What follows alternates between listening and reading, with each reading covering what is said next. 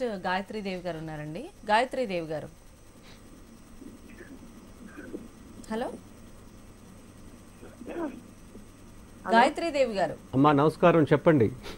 అలా నమస్కారం సార్, నేను అనంతపురం జిల్లా నుంచి మాట్లాడుతున్నాను. ఇంతకుముందు మీ దగ్గర నేను సేలం సన్నాలు తెప్పించి పండించాను. అమ్మ బాగున్నారా? బాగున్నాను సార్. చెప్పండి, మీ దీన్ని చెప్పండి. అదే సేలం సన్నాలు, అది జీలకర్ర సాంబార్ సేలం సన్నాలు పండించాను సార్, మీరు ఇచ్చిన విత్తనాలు. సంతోషం. అది పోయి లాస్ట్ ఇయర్ 16వ సంవత్సరంలో పండించిన జీలకర్ర సాంబార్ మరి ఇప్పుడు వేసుకోవచ్చా సార్ నెక్స్ట్ ఖరీఫ్లో?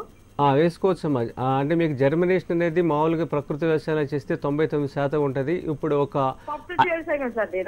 ఇది 5-10% తగ్గుద్ది జర్మినేషన్. మీరు ఖచ్చితంగా వేసుకోవచ్చు. 2 సంవత్సరాల వరకు వరి విత్తనం ఉంటుంది.